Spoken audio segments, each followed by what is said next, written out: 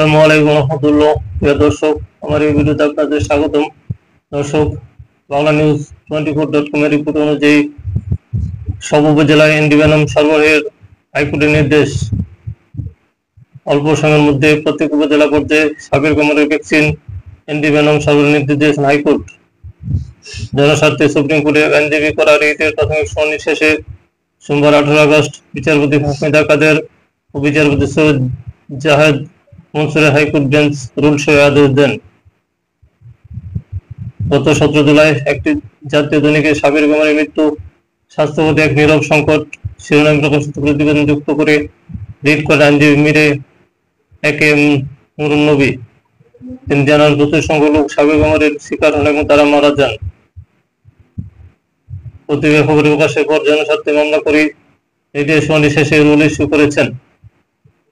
নির্দেশনা দিয়েছেন অবিলম্বে প্রত্যেক উপজেলা পর্যায়ে সাপের ভ্যাকসিন অ্যান্টিভেনম যেন পৌঁছে দেওয়া হয়। 28 অক্টোবর স্বাস্থ্য সচিব, স্বাস্থ্য অধিদপ্তরের পরিচালক সহ সংশ্লিষ্টদের লিখিতভাবে এ বিষয়ে অগ্রগতি ও প্রতিবেদন দেওয়ার জন্য বলা হয়েছে।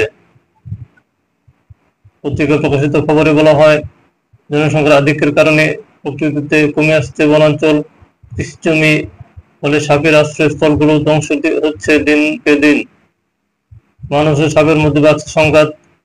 সেই সংঘাতে বেশিরভাগ ক্ষেত্রে সাপ মারা পড়ছে, কিছু ক্ষেত্রে সাপের ছোবলে শিকার হচ্ছে মানুষ। ধীরে ধীরে বিষধর সাপের সংখ্যা কমে এল। বিশেষজ্ঞরা বলছেন, এখনো 6 প্রজাতির বিষধর সাপের বসবাস আমাদের চারপাশে। সেসব বিষধর সাপের কামড়ে শিকার হন দেশের প্রায় 96,500 মানুষ, যার মধ্যে মৃত্যু হয় বছরে 7,500 বেশি মানুষের। আর একদিনে সাপের কামড়ে মারা যায় গড়ে 20 জন। বিশ্বে প্রায় 3,500 প্রজাতির সাপ রয়েছে, আর বাংলাদেশে আছে 90 প্রজাতির সাপ। এসবের মধ্যে 5% বিষধর।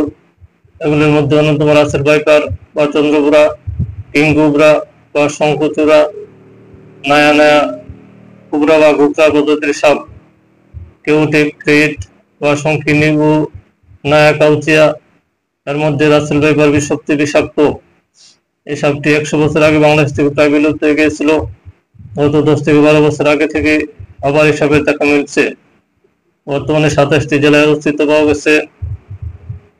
বিশেষজ্ঞরা বলছেন, মানুষের মধ্যে সচেতনতার অভাব, দেরিতে হাসপাতালে যাওয়া, দেশের প্রত্যন্ত অঞ্চলে সরকারি হাসপাতালগুলোর অ্যান্টিভেনম না থাকা বা থাকলেও তা ব্যবহারে চিকিৎসকদের অনীহা, সংশ্লিষ্ট চিকিৎসকের অভাব, এসব কারণে সাপে কামড়ে রোগীর মৃত্যু দিন দিন বাড়ছে।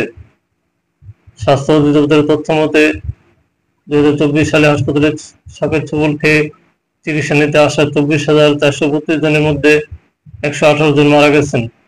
পরিসংখ্যান আরো বলছে, সাপের ছোবলের ঘটনা সবচেয়ে বেশি করে বরিশালে, তবে মৃত্যুর হার বেশি পদ্মাবাড়ি, বৃহত্তর ফরিদপুর ও রাজশাহীতে, যেখানে বিষধর সাপ বেশি দেখা যায়। স্বাস্থ্য অধিদপ্তরের তথ্য মতে গত বছর সাপের কামড়ে মারা যাওয়া রোগীদের অধিকাংশকে প্রথমে বোঝা বা বদ্ধের কাছে নেওয়া হয়েছিল। দ্রুত সময়ের মধ্যে আধুনিক চিকিৎসা নিলে এদের মধ্যে 90% রোগীকে বাঁচানো যেত। দর্শক, ভালো থাকবেন। আল্লাহ হাফেজ।